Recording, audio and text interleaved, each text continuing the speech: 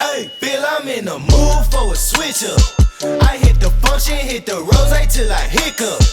I hit the stage and leave with money that's a stick up. She picture perfect, so I told him I'm a flick up. Hey listeners, I want to welcome you back to another episode of the Life with Grit podcast.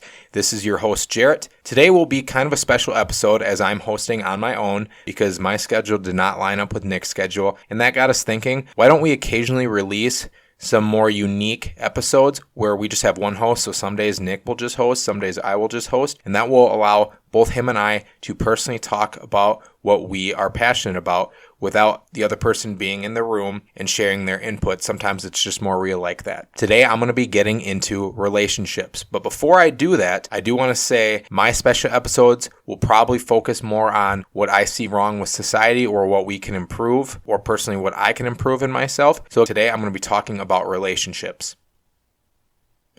So you might have noticed I paused there for a little bit because I want you to reflect on what you just thought when I said that word, because I assume you went one of three directions. You went to currently the romantic relationship you're in, the romantic relationship that you were in, whether that was ended voluntarily on your part or not, or the romantic relationship that you are currently pursuing but are not actively in. And that might be you have someone in mind, or that might be just you're on the hunt still. So that being said, I am not directly talking about romantic relationships. I am actually going to be talking about individuality and singleness. However, that lends itself to being in relationships. Where am I going to start with that? I'm going to start where I think society lacks. And honestly, this is super predominant in the church as I'm a Christian. So no one talks about singleness in a positive manner. It's always treated as the end goal is you need to be in a relationship. Specifically in the church, when someone gets married, it's a huge deal. And as it should be, right? That is a big step. But everyone comes up to you after, like let's say it's your sibling that were to get married and you were yourself not in a relationship even at all. Someone would come up to you and be like, oh, you'll get there, or oh, hey, where are you going to get there, or where are you at right now? It's treated as this is just a phase in life and you probably shouldn't be okay with it, but just be in it and get through it. And then you will find someone someday. You know what? Not all of us are called to be married. I hope I get married. I'm not going to say that I am. I would love to, but that doesn't mean that I am called to be in a marriage with someone. I don't know what the future holds. Again, I hope I am, but if I'm not, then that is what it is. That's where I'm called to be. And that being said, I have learned to become comfortable in my singleness.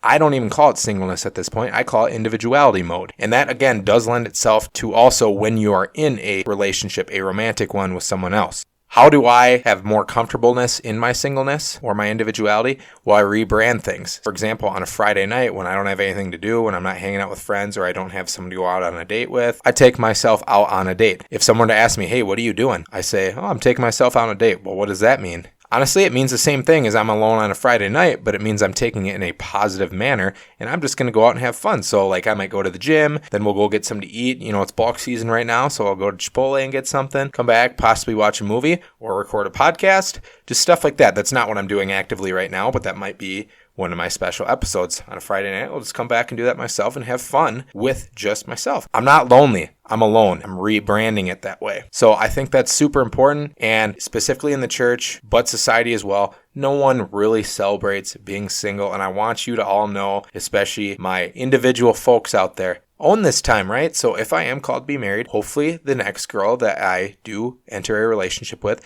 will become my spouse. Let's just say that she does. I will never have this opportunity again to develop myself as a person on my own. I will always be developing who I am, even when I'm with someone, but I will honestly never have this chance again. So why would I sit there and waste it and be sulking in my emotions or my loneliness? I'm not going to do that. Instead, I'm going to take advantage of this situation and just go out and have a good time. Love who I am, love the opportunity that I have been given to just become a better person without having to consider the needs of someone else. That's the most beautiful thing to me at that point. I can actively focus on who I am without having to consider the needs of someone else directly, right? Like I'm always considering how is this going to affect my friends, my parents, my brother, my other family.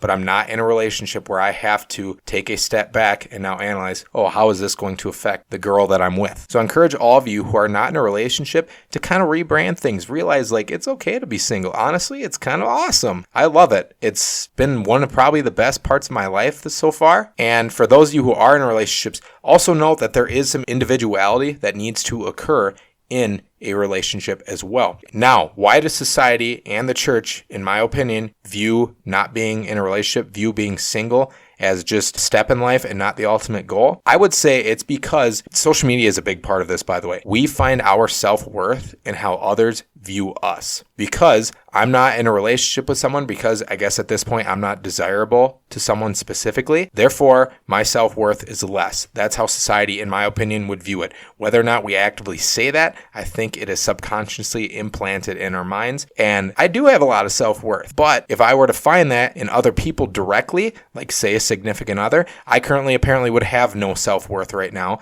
because I am not in a relationship with someone else because they don't want to be in one with me. And that's fine. But again, society, I would say, lends us to believe that that is not okay. And where does this then play a role into when you are in a relationship? Like, when does individuality become important? If you play off on that same train of thought where your self-worth is found in others, again, it should not be. But when you are in a relationship, if you are constantly relying on your partner to provide you with the happiness and the self-worth, you're not going to be happy. You might be happy during the puppy love stage. It's ultimately not going to work out, in my personal opinion. And why is that? It's because they cannot give 100% every single day. That's just not realistic. They're going to have bad days. And when I say they, I'm referring to your significant other. When you expect them to provide you your form of self-worth and they can't live up to that, you're going to start thinking, oh, I'm not happy, right? Or they're not doing their job, or they don't love me. And same goes the other way. If your partner expects the same from you, you're not going to be 100% every single day. And as both of you cannot provide 100% effort every single day for the other person, because again, it's just not always realistic, you're going to become more and more drained, and there's going to be far more days of less than being 100%.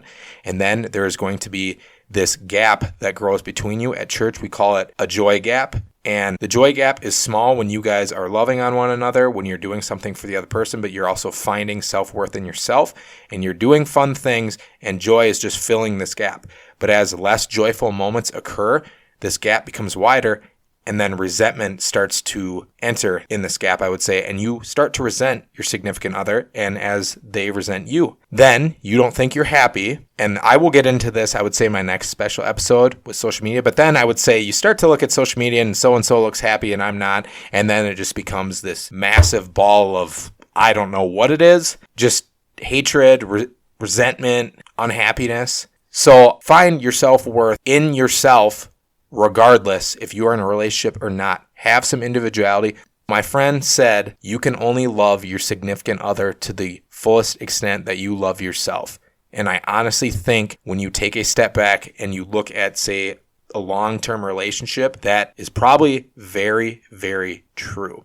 Now, there might be days where you love that person more than you love yourself, but ultimately, if you don't love who you are, I don't think you can really enter a happy relationship. And for me then, I find a lot of my worth in my faith, because God loves who I am regardless of who I am. And knowing that me being me is okay, that then lends itself to a secular view of, I just love myself because of who I am. I can look in the mirror and love who I am. Are there things I would change? Yes, of course there's things I would change, but I have control over those things.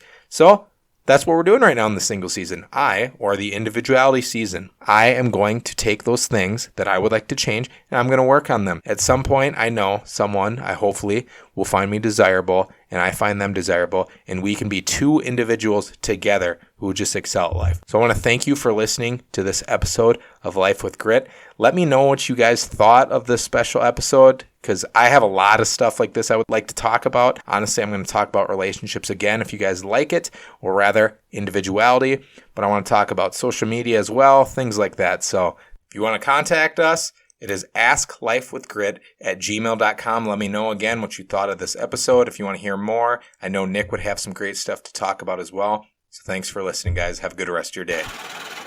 Hey, Bill, I'm in the mood for a switch up. I hit the function, hit the rose till I hiccup.